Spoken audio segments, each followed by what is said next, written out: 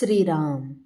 साधक हो, सध्या आपण सोमवार ते शनिवार श्री ब्रह्मचैतन्य गोंदवलेकर महाराज यांच्या परंपरेतील साखरखेर्डा येथील संत परमपूज्य श्री प्रल्हाद महाराज यांचे श्री देवीदास अमृत मोहरीला लिखित संक्षिप्त चरित्राचा आस्वाद घेत आहोत. तसेच रविवारी श्री महाराजांच्या काही भक्तांचे अनुभव ऐकणार आहोत. श्री महाराजांची राहणी अत्यंत साधी होती व बोलणेही अत्यंत विनम्रतेचे असे. त्यामुळे भक्त त्यांच्याकडे आकृष्ट होत. श्री कृष्णराव देशपांडे पातुरकर यांना नुकतीच वाशिमला नोकरी लागली होती. त्यांचे आई वडील हे श्री महाराजांचे अनुग्रहित असून पातूरला राहत असत. सन 1949च्या मार्च महिन्यात त्यांनी श्री महाराजांना पातूरला आपल्या घरी बोलावले होते. त्यावेळी त्यांच्या मुलाने म्हणजे कृष्णरावने महाराजांचा अनुग्रह घ्यावा अशी या उभयतांची इच्छा होती.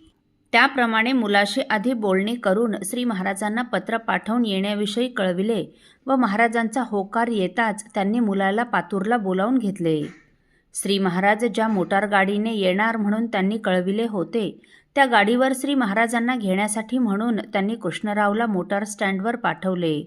गाडी आली तेव्हा कृष्णराव तेथेच उभे होते, परंतु गाडीतून कोणीही महाराज खाली उतरलेले त्यांना दिसले नाहीत. म्हणून हे घरी परत आले व महाराज आले नाहीत म्हणून आईला सांगितले. तेव्हा त्यांची आई म्हणाली, "अरे, महाराज येणारच होते, ते येणार नाहीत असं कसं होईल?"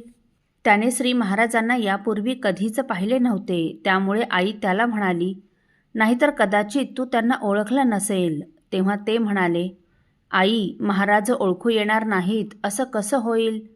आणि या मायलेकराचा असा हा संवाद चालू असतानाच एका हातात वळकटी व दुसऱ्या खांद्यावर पेटी घेऊन श्री महाराज पायी चालत चालत त्यांच्या घरी आले.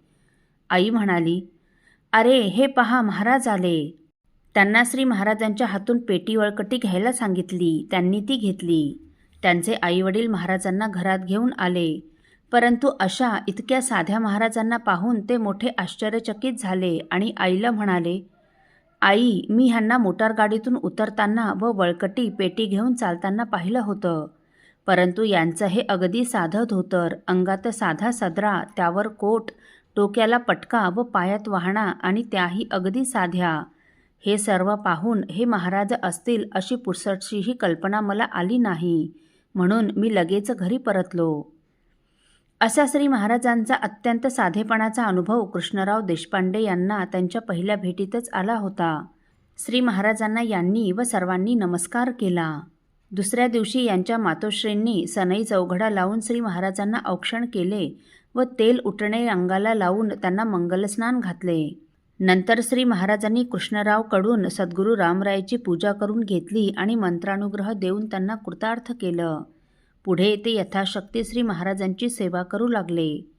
उत्सव महोत्सवात साखरखेर्ड्यास व रामनवमी उत्सवासाठी जालन्याला येऊ लागले.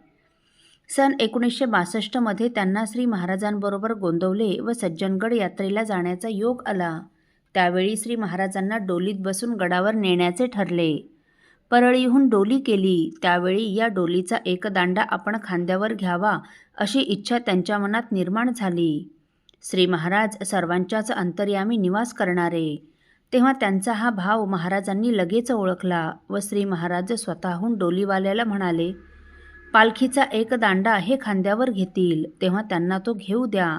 आणि कृष्णराव श्री महाराजांच्या पालखीचे एक भोई झाले.